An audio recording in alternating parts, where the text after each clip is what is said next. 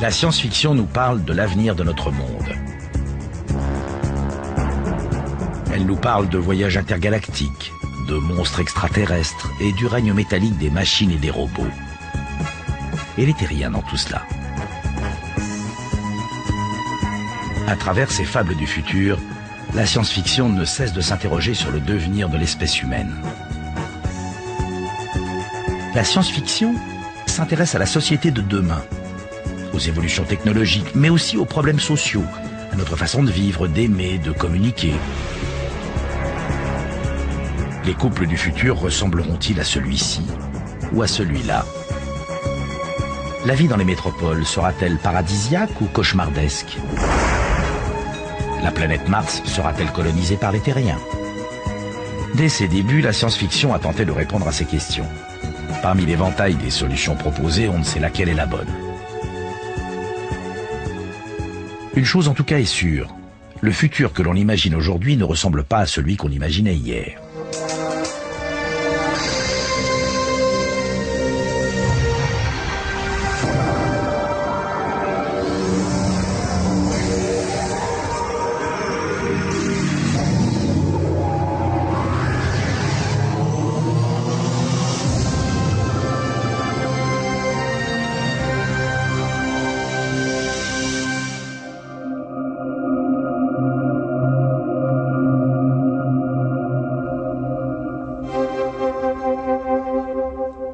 La science-fiction ne prétend pas prédire l'avenir, mais plutôt proposer des modèles précis, bien qu'imaginaires, de la société de demain.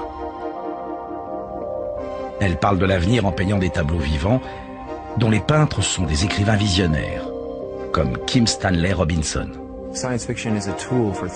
La science-fiction est un outil de réflexion sur l'avenir et notre devenir. Depuis 200 ans environ, l'humanité perçoit son histoire comme pouvant être façonnée. La science-fiction est un des outils qui nous permet de réfléchir à cette construction.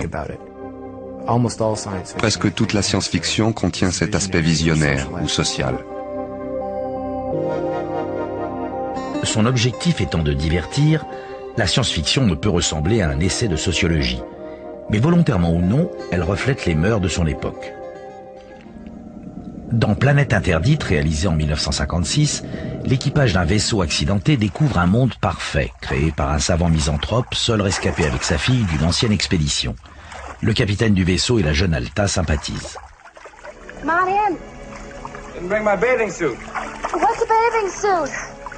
Oh, murder. Pas de doute, en 1956, les bienfaits du futur n'impliquaient pas encore une évolution des relations entre hommes et femmes.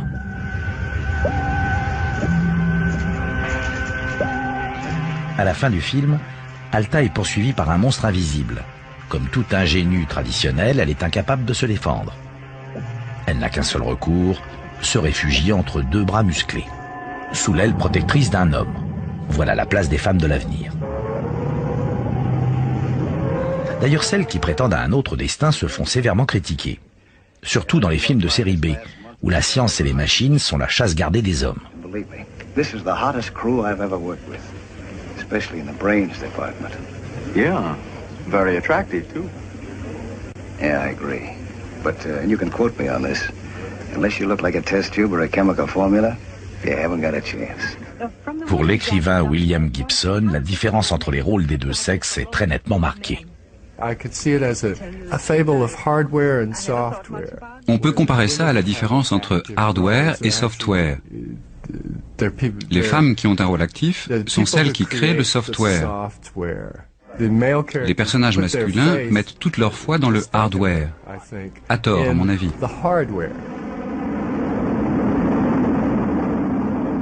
Pour la jeune chimiste embarquée sur la fusée XM, la vie à bord ne va pas être facile. Le commandant condescend à lui parler, mais pas de sa mission professionnelle. Now don't get mad at me, but can't you ever relax? All these weeks, months, I've been watching you. Nothing but work, work, work. Well, I've been wondering, how does a girl like you get mixed up in a thing like this in the first place? I suppose you think that women should only cook and sew and bear children? Isn't that enough? On trouvait dans la science-fiction de ma jeunesse le postulat que les changements sociaux résultent des progrès technologiques. Le contrôle des futures nouvelles technologies revenait aux hommes, patrons de préférence. What a beauty! By golly, I think I'll buy a new car. Say, Millie, how long have I had the old one? 1 year, 8 months, 14 days, 11 minutes, 43 seconds.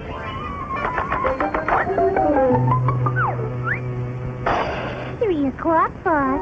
Time to go home. So it is. Et, tant qu'on y est, pourquoi ne pas façonner la femme idéale assortie à la voiture? Écrivains, dessinateurs ou cinéastes, les auteurs de science-fiction sont en majorité des hommes, s'adressant à un public essentiellement masculin. Dans cet avenir qu'ils imaginent, ils offrent une vision des femmes souvent réduite aux rêves éveillés d'un adolescent. Il y a les jeunes filles en détresse et les héros volant à leur secours. Dans cette série de 1936, Flash Gordon est aussi stéréotypé que les jeunes filles qu'il doit sauver.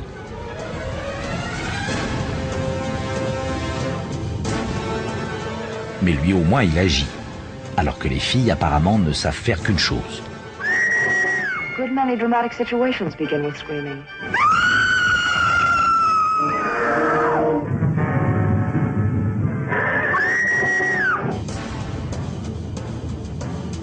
Il y a aussi les malheureuses forcées de subir les répugnantes avances des monstres de service.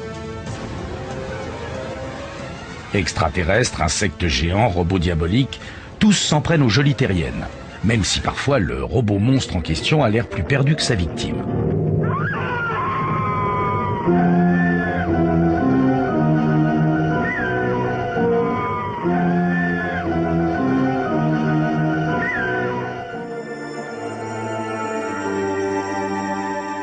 Heureusement, il y a toujours dans les parages un héros digne de ce nom, capable d'arracher sa petite amie aux pinces et aux tentacules du monstre.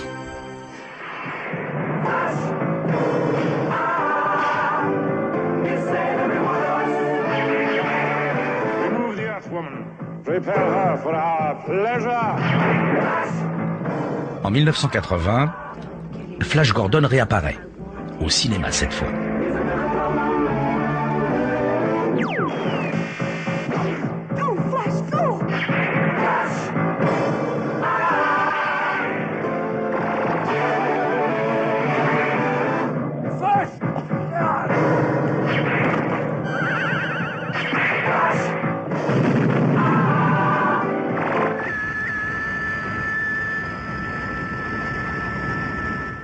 This with our own eyes, an object the like of which we had never seen before, a frightening, strange shape descending with relentless purpose.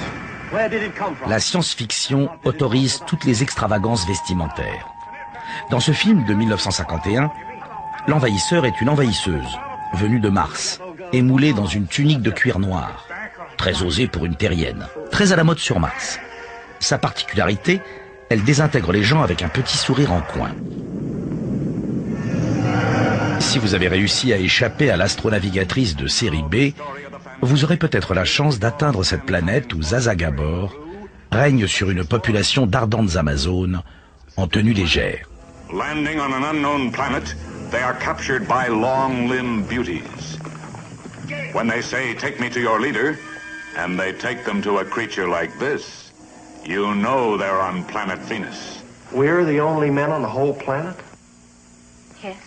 Wow. Même Wonder Woman n'est vêtue pour défaire ses ennemis et défier la mort que d'un maillot de bain.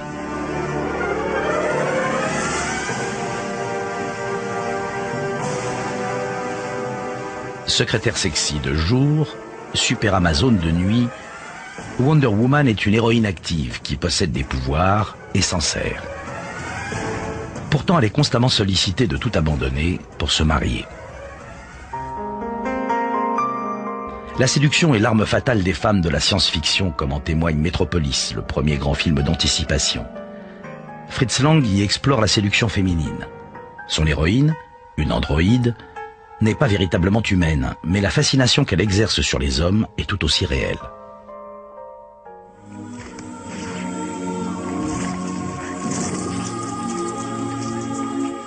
Autre constante du rôle de la femme, la victime d'un monde mécanique dominé par les hommes, comme dans ce dessin animé japonais. Celle qui se rebelle mène une bataille perdue d'avance.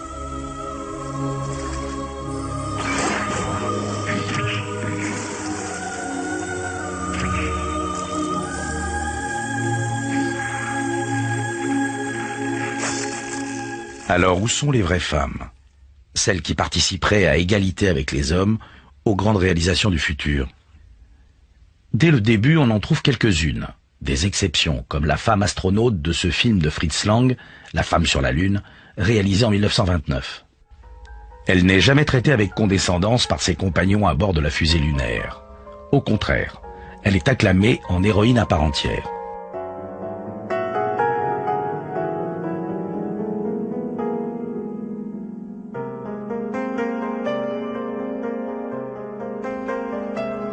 Sur la Lune, cependant, les choses tournent mal.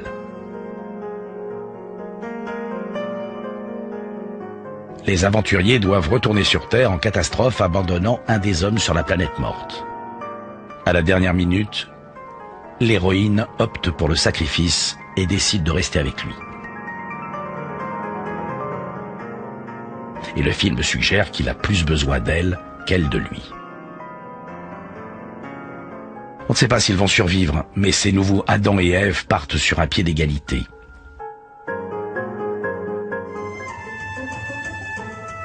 « 34 ans après ce film, une vraie femme est montée à bord d'une vraie fusée. Valentina Tereshkova, ouvrière textile et parachutiste amateur, a été recrutée dans l'équipe des cosmonautes soviétiques au début des années 60. Elle sera la première femme dans l'espace. Dans la course à l'espace, Yuri Gagarin avait déjà marqué un point pour les Russes. On les a donc accusés de n'avoir d'autre motif pour envoyer une femme dans l'espace que l'organisation d'un deuxième coup publicitaire. Qu'importe, Valentina Tereshkova sera un exemple à suivre pour les jeunes filles de l'époque.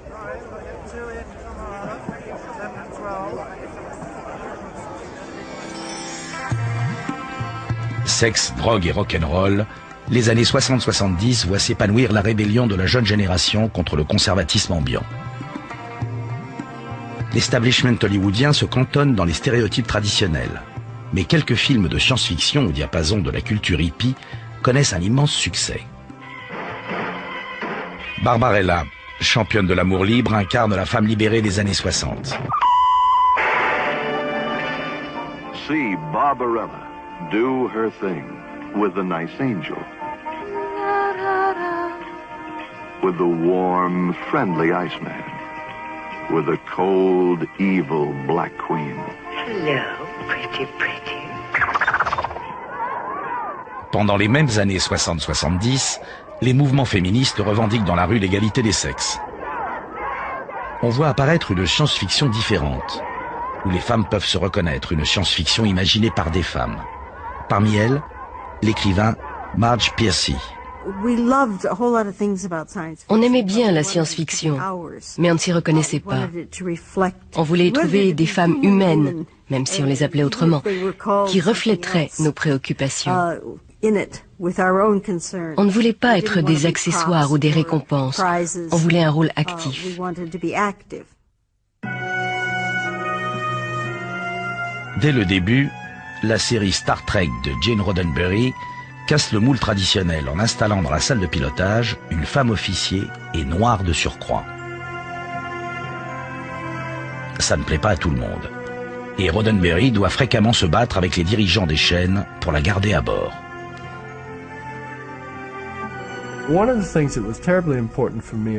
Que la science-fiction contienne ce genre de message était très important, en tout cas pour moi, qui ai grandi en Virginie, dans un contexte de quasi-apartheid. Roddenberry avait raison. Au fil des épisodes, cette femme devient un des personnages préférés du public. Je pense que Gene Roddenberry nous a offert un merveilleux mélange de fiction et d'éthique. Un des thèmes principaux de Star Trek, c'est la diversité culturelle.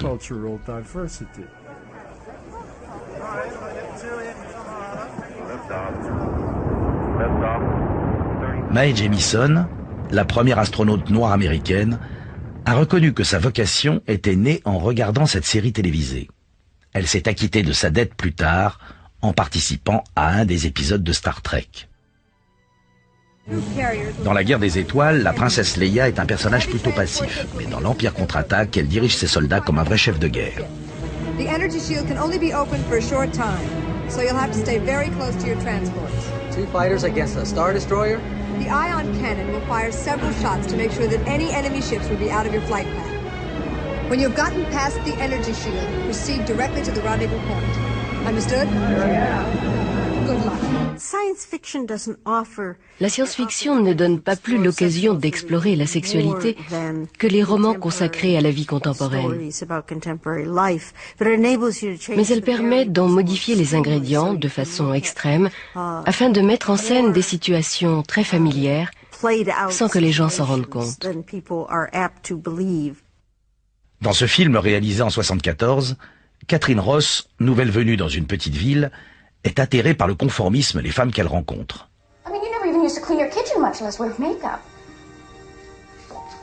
Admit it, Joanna. I was a joke. Dave works hard all day long, and what does he come home to? A slob. La ville de Stepford ne compte que des épouses dociles, passant leur temps à briquer leur foyer et à se pomponner pour plaire à leur mari, sans oublier de leur préparer de bons petits plats. Quand sa meilleure amie se transforme à son tour en parfaite maîtresse de maison, Joanne, incapable de croire à une conversion volontaire, enquête et découvre la sinistre vérité. Les vraies femmes, celles qui revendiquaient l'égalité des sexes, n'étaient pas du goût de leur mari. Elles ont été assassinées et remplacées par des robots à leur image.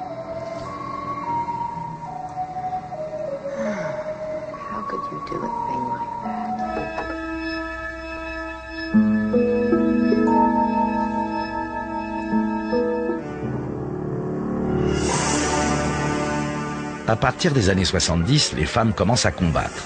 Et dans les bandes dessinées, on voit apparaître des guerrières. La plupart choisissent leur tenue de combat au rayon lingerie. Mais ça ne les empêche pas de gagner. La nouvelle génération des héroïnes de science-fiction est une génération de battantes. En tête de ligne, Sigourney Weaver, surpassant hommes et bêtes dans les films aliens. À la télévision, le commandant Ivanova impose son autorité dans la série Babylon 5. Et le commandant Janeway tient fermement la barre dans Star Trek. Dans Terminator 2, l'avenir de l'humanité repose sur les épaules d'une femme.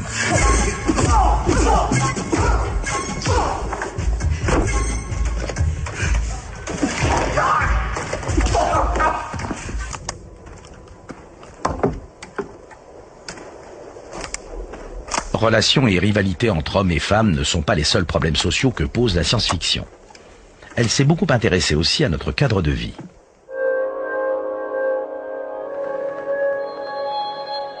La planète Terre compte aujourd'hui 7 milliards d'habitants. 3 milliards d'entre eux vivent dans des villes surpeuplées. Et ce chiffre augmentant chaque jour, le futur sera vraisemblablement urbain.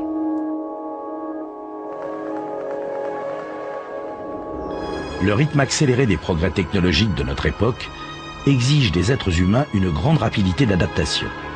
Adaptation à l'environnement et à tous ces objets qui hier encore appartenaient au domaine de la science-fiction. Appréhender le présent est déjà un acte de science-fiction. Nous vivons de nos jours dans un roman de science-fiction que nous écrivons tous ensemble. Nul ne peut échapper à la science-fiction, car nous vivons déjà à l'intérieur.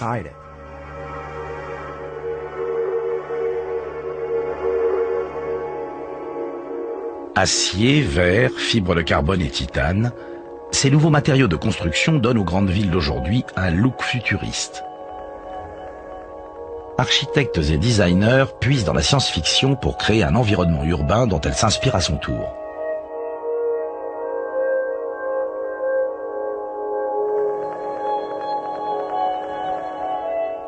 Depuis ses débuts, la science-fiction s'interroge sur les villes de demain, leur apparence et la façon dont on y vivra. Dans l'Amérique des années 20, une ville, est synonyme de modernité.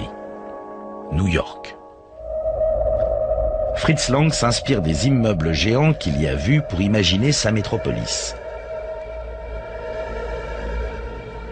Au-delà de la seule projection architecturale, cette ville du futur représente la société que le capitalisme moderne est en train d'engendrer. La classe supérieure vit dans le luxe et la beauté des gratte-ciel aux terrasses aériennes, son confort étant assuré par l'oppression des masses laborieuses qui peinent dans les entrailles souterraines de la ville.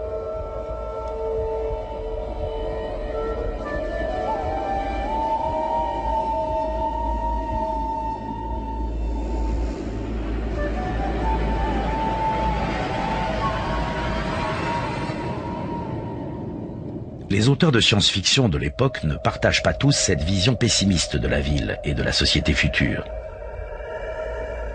Le dessinateur Frank Paul imagine des villes rassurantes, vitrines des progrès techniques et scientifiques. Il transforme les couvertures des magazines de science-fiction à 2 sous en pays merveilleux que les jeunes lecteurs rêvent de visiter.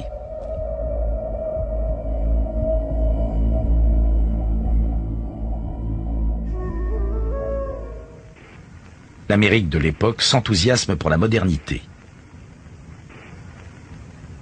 New York et ses immenses buildings aux formes futuristes fascinent le monde entier.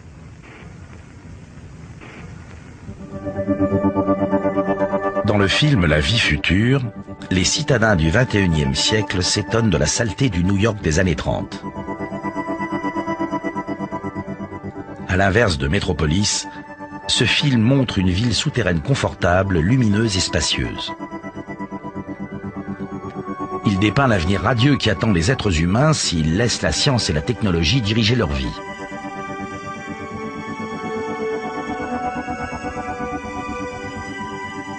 Aujourd'hui, le XXIe siècle est tout proche, et il n'a pas ce visage-là. La réalité reproduit rarement les beaux rêves de la science-fiction. La science-fiction que nous avons lue conditionne et influence ce que nous faisons aujourd'hui. Ce que sera l'avenir va être influencé par la science-fiction du passé, mais ne lui ressemblera pas à 100%.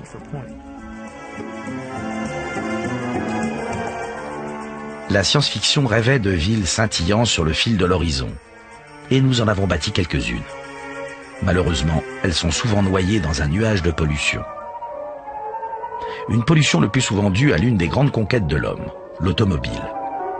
Les publicitaires des années 50 ne se trompaient pas en prédisant que l'avenir appartiendrait aux voitures.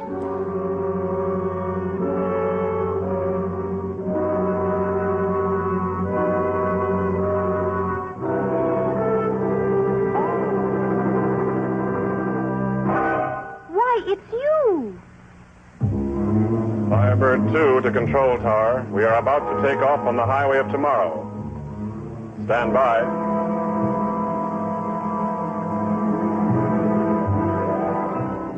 Cette machine chromée sort tout droit des magazines de science-fiction de l'époque.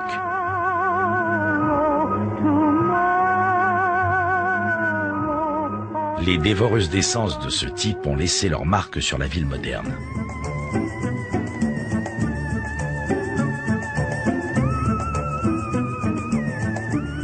Vu d'avion, on a l'impression que les êtres vivants qui peuplent nos villes sont les voitures et non plus les hommes. Embouteillage, pollution et surpopulation, vers la fin des années 60, les grandes capitales de la planète étaient devenues des étouffoirs. L'image dominante est alors celle de la ville en crise. La science-fiction emboîte le pas pour traiter les problèmes de la vie de tous les jours. Un monde à 1000 lieues des villes de rêve des années 30. La famine sévit dans le New York surpeuplé du film Soleil vert.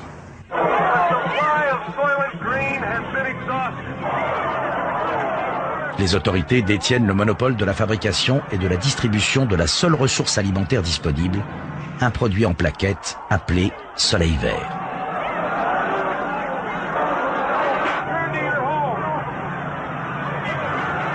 Tous ceux qui le voient sont marqués par ce film réalisé en 1973 qui frappe au cœur des angoisses des populations urbaines.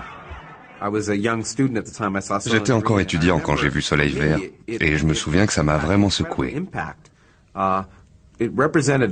On y voit l'avenir potentiel d'une société à la croissance démographique incontrôlée, où des mégalopoles détruisent la nature qui les entoure. Et voilà, nous prévient-on, ce qui nous attend. Un homme va découvrir la vérité. Dans l'usine alimentaire de la ville, on recycle les cadavres pour fabriquer le soleil vert.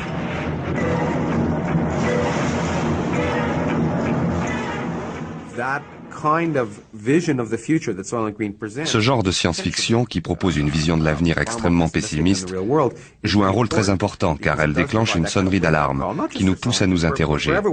Allons-nous dans la bonne direction? Dans les villes, la réponse semble être un non retentissant. L'avenir radieux a disparu des bandes dessinées, supplanté par la misère urbaine qui règne par exemple dans les albums de Moebius.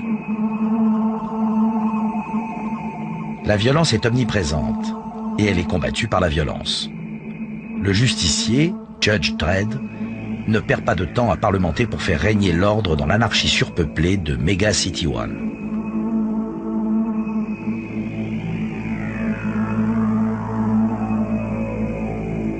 En 1982, le réalisateur Ridley Scott porte à l'écran cette image de la ville avec le film Blade Runner.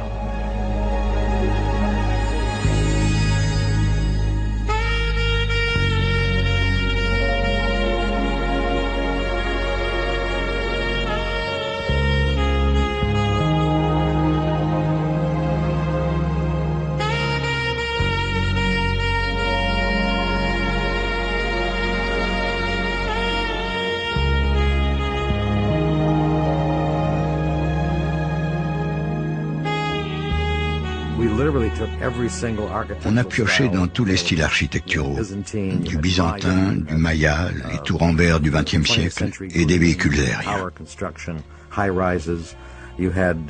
On a procédé par couches successives pour créer un ensemble qui ressemble à une coupe archéologique, mais en évolution permanente.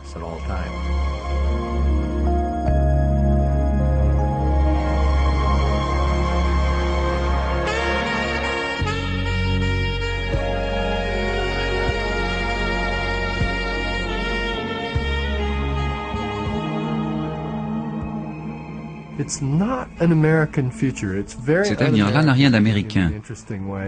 Il est non américain au sens où c'est un avenir dans lequel le passé est toujours palpable. Les gens vivent dans les ruines du passé. Bien sûr, c'est ce qui arrive en Europe. Ce concept n'a rien de révolutionnaire pour un Européen. Mais pour l'imaginaire américain, c'est un véritable séisme. Mon Dieu, l'histoire, ça existe.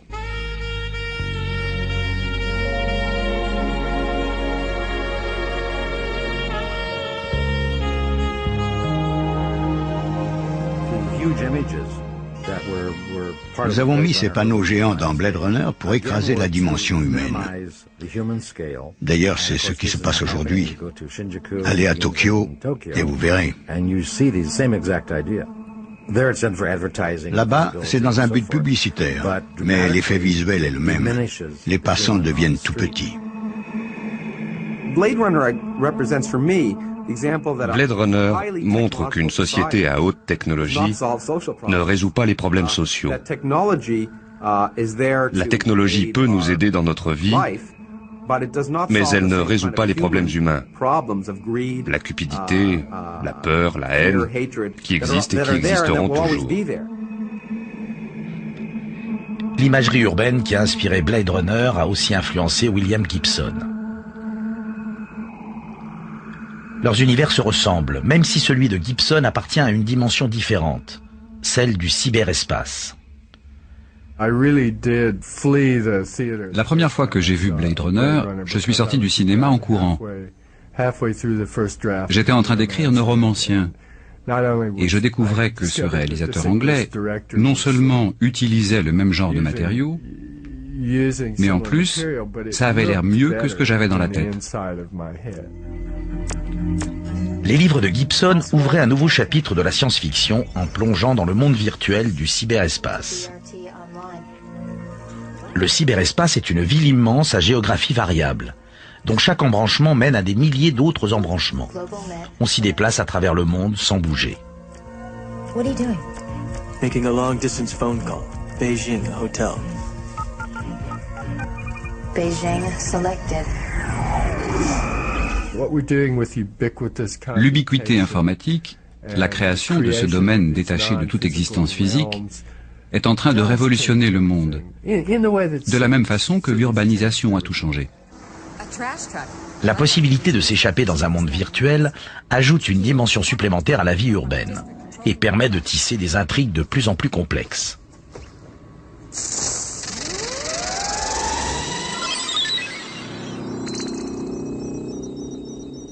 Dans ce dessin animé japonais, les personnages entrent et sortent d'un immense réseau informatique. Impossible de dire qui est humain et qui est une création du net. À la fin du XXe siècle, on se représente l'avenir grâce à des mirages générés sur ordinateur. Our country is a peace-loving democracy. Of course it is. The window, shoot!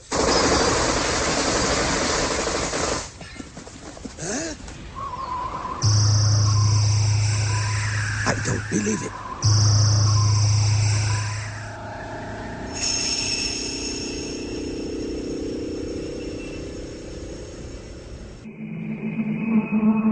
S'y retrouver dans le réseau embrouillé du monde électronique et du monde réel n'est que la moitié de la bataille qui attend les hommes d'aujourd'hui et de demain. Ils devront aussi préserver leur individualité face à Big Brother. If you want a vision of the future, Winston, imagine a boot stamping on a human face forever. En peignant un avenir de cauchemar, la science-fiction lance un sombre avertissement. Dans son livre 1984, George Orwell décrit un monde contrôlé par des superpuissances totalitaires qui nient toute liberté individuelle et se livrent une guerre interminable.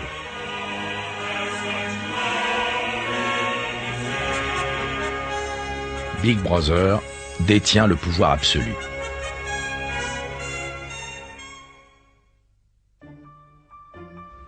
Orwell a écrit ce livre en 1948, au lendemain de la Seconde Guerre mondiale, pendant laquelle il avait travaillé pour la BBC et avait été témoin de l'efficacité de la censure gouvernementale.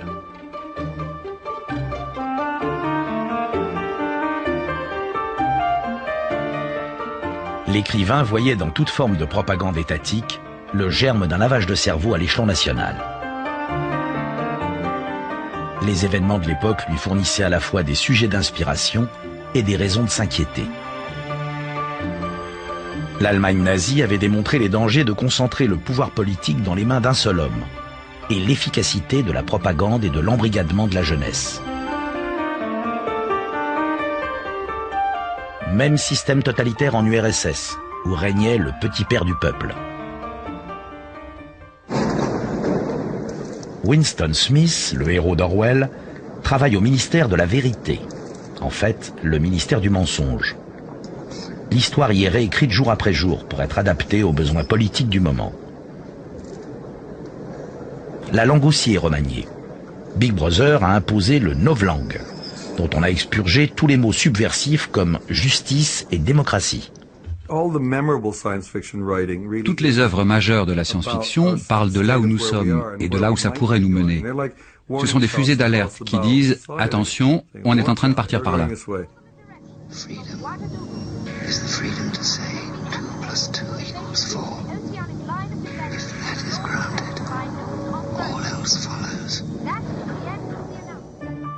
« 1984 était interdit en Union soviétique, mais quelques exemplaires circulaient sous le manteau, et le journaliste Vitali Vitaliev s'en est procuré un dans les années 80.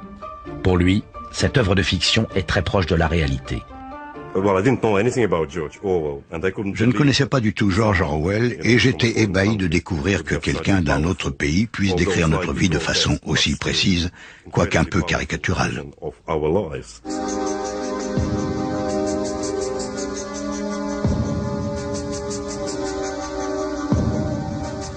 You asked me once, Winston, what was in room 101. I told you that you knew already. Everyone knows. The thing that is in room 101 is the worst thing in the world. Vitaliev a découvert que les cadres dirigeants du Parti communiste possédaient chacun un exemplaire traduit du livre interdit.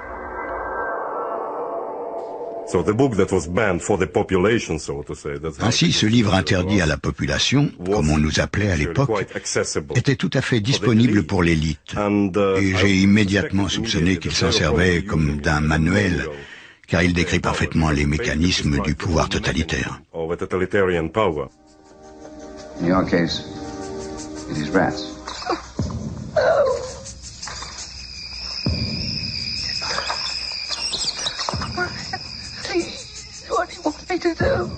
On veut qu'il idolâtre Big Brother, comme tout le monde.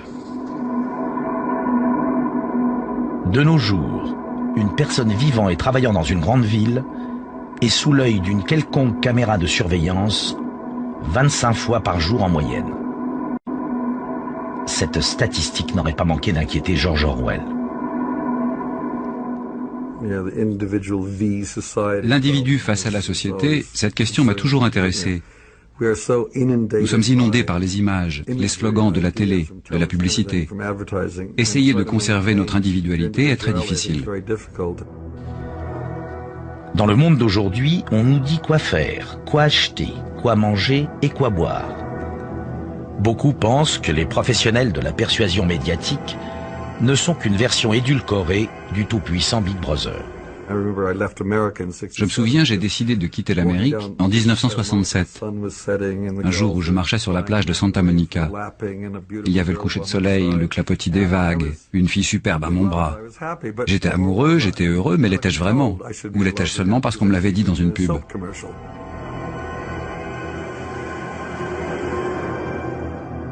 Dans l'ère de la communication de masse où nous sommes entrés, le contrôle de l'information importe plus que jamais.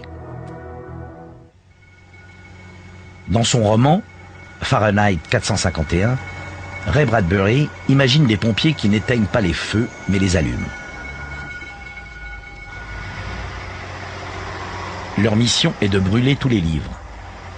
Selon Bradbury, 450 degrés Fahrenheit est la température à laquelle les livres et leur contenu subversif s'enflamment.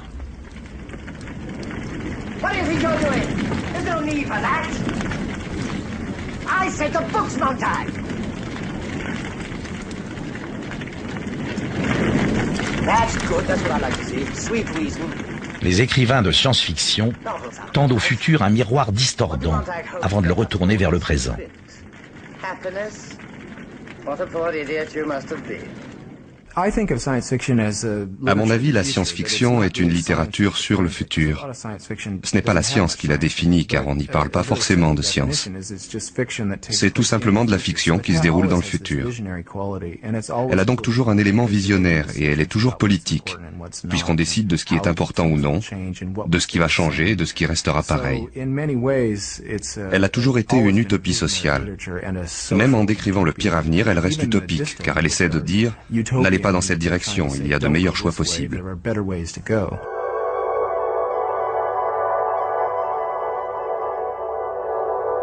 Si un jour les êtres humains trouvent la politique sur la Terre trop oppressante et la vie urbaine trop violente, ils pourront toujours partir explorer l'espace.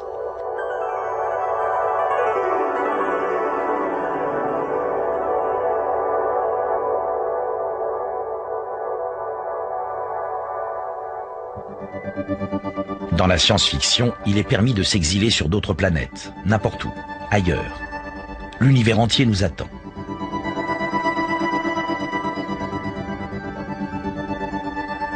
Rien n'empêche les astronautes de s'installer dans le vide intersidéral. Il suffit d'y recréer une ville flottante. On peut aussi emporter avec soi sa ville préférée, accrochée à une parcelle du sol natal. On peut se construire une résidence secondaire sur la Lune, à condition de la recouvrir d'un dôme.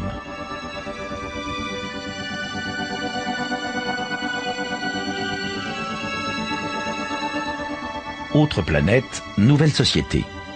En prenant un nouveau départ, on pourrait peut-être éviter les erreurs d'hier et les problèmes d'aujourd'hui.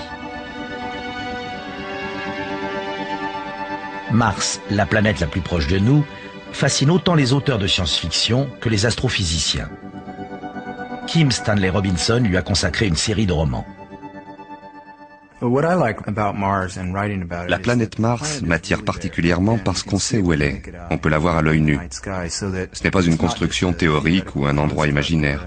Nos sens nous confirment son existence.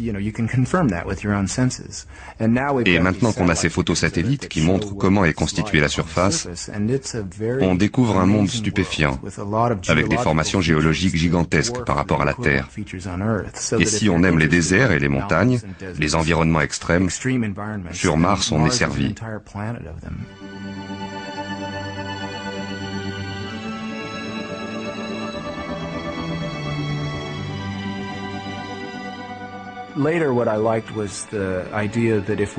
La deuxième chose qui m'a plu, c'est l'idée que si on allait là-bas, on devrait réellement repartir à zéro, réinventer les relations sociales à partir d'une page blanche.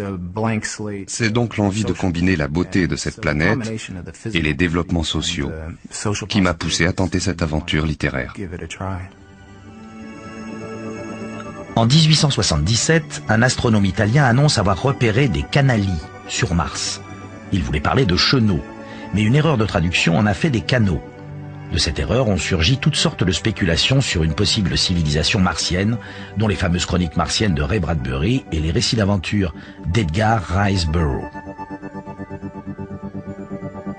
Publié dès 1910, il raconte l'histoire de royaumes qui se combattent pour survivre, alors que les océans s'évaporent, condamnant la planète à une mort certaine.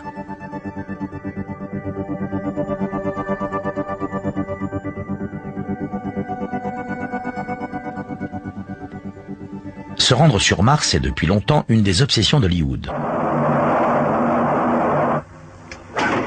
Dans les séries B, on n'hésite pas à sacrifier la vérité scientifique sur l'autel de l'intrigue et du budget.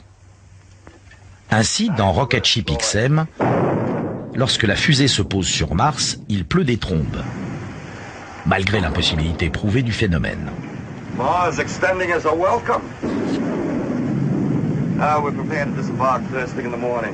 In the meantime, we can rest and get our equipment ready. Well, that's what I've been waiting for.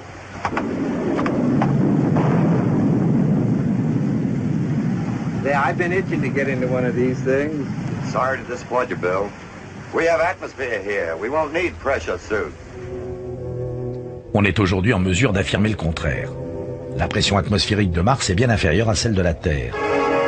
Et des combinaisons pressurisées seraient indispensables à la survie sur la planète rouge.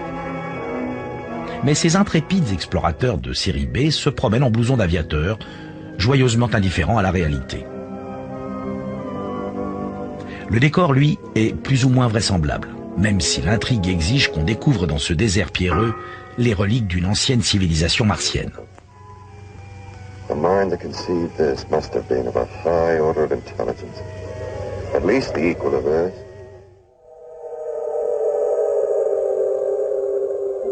Notre connaissance de la vraie planète Mars a énormément progressé pendant les années 70, grâce au programme d'exploration spatiale. La sonde Mariner, placée en orbite, a envoyé de nombreuses données vers la Terre. Et la mission Viking a réalisé des analyses chimiques et biologiques du sol martien. Ces missions ont rapporté des milliers de photos de la surface rocailleuse de la planète.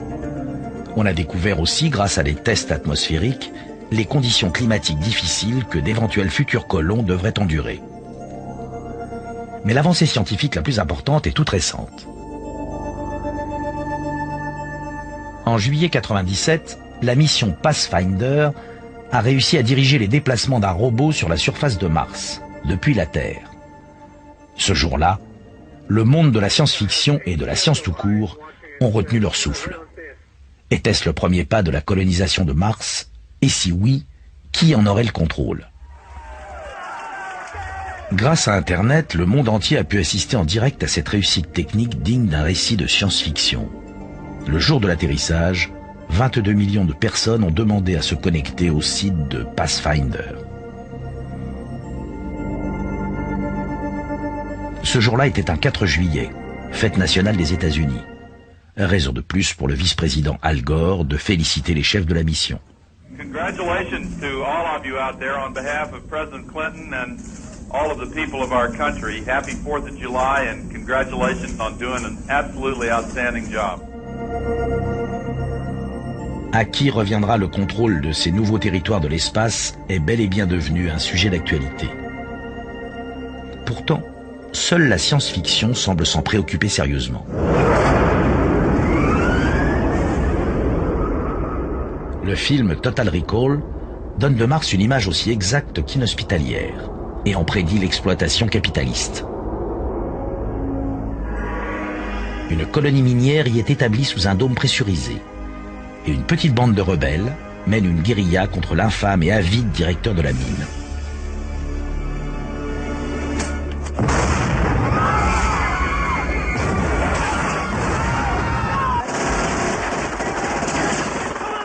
Mars a succombé aux mêmes pressions économiques que la Terre aujourd'hui, avec les mêmes résultats sociaux.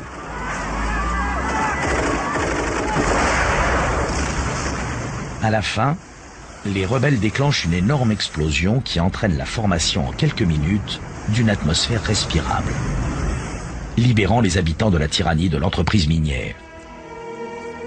Fini le ciel rouge. L'homme et la femme du futur peuvent s'en aller main dans la main vers un horizon tout bleu. L'idée que Mars puisse être transformé en 60 secondes est une chimère. Mais après tout, qui aurait pensé il y a un siècle qu'un engin spatial se poserait un jour là-bas?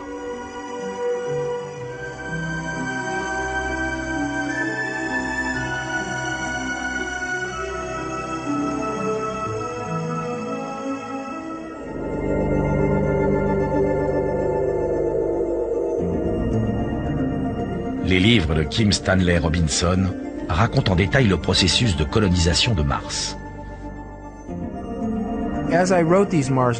En écrivant ces romans, je me suis rendu compte que toute société qui fonctionnerait sur Mars devrait avoir un caractère international et devrait harmoniser toutes ces différences qui créent tant de problèmes sur la Terre. Je recréais une sorte d'utopie en réunissant un petit groupe de gens de toutes nationalités qui seraient obligés de travailler ensemble et qui devraient pour cela accepter leurs différences. Cette situation existe déjà sur Terre, mais à une échelle si vaste que les gens n'en ont pas conscience. Si on se sert de Mars comme d'un microcosme, on peut mieux faire comprendre notre situation ici. La planète Mars est devenue dans la science-fiction un symbole de la façon dont l'humanité se représente l'avenir. Coloniser Mars et y rendre la vie possible serait un défi qui ouvrirait aux hommes tout un éventail d'avancées scientifiques. La surface martienne est sillonnée de crevasses, longues de plus de 3000 km, 4 fois plus profondes et 5 fois plus larges que le Grand Canyon. Pour y vivre à long terme, la surface de la planète devrait être radicalement modifiée.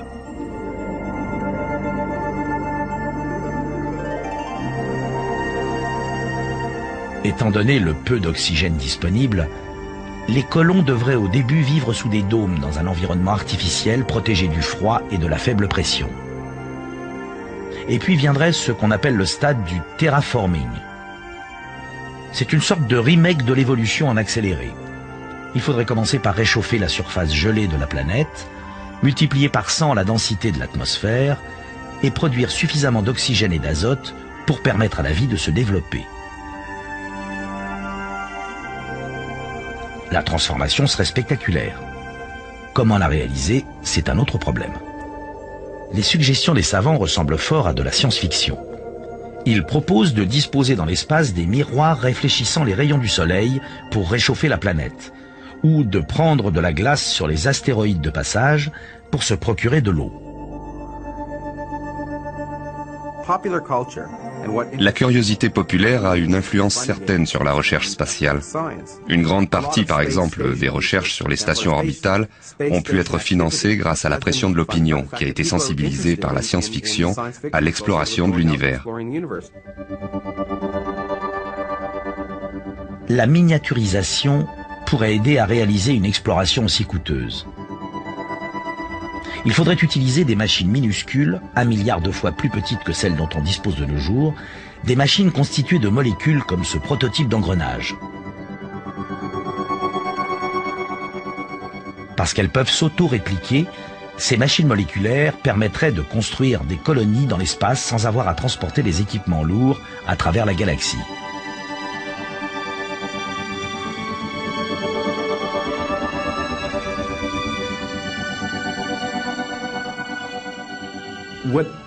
Ce qui m'intéresse dans la science, et ce qui motive la plupart des savants que je connais, c'est la recherche des lois de l'univers.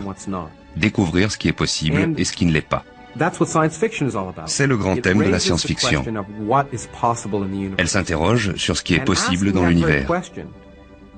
Quelle question peut être plus fascinante pour un être humain?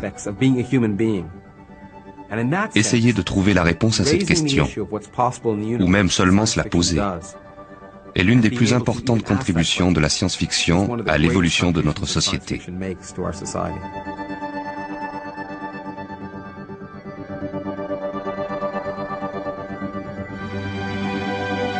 Dans cet univers où tout est possible, la science-fiction plonge dans les profondeurs de notre inconscient et de nos rêves pour y déchiffrer l'avenir.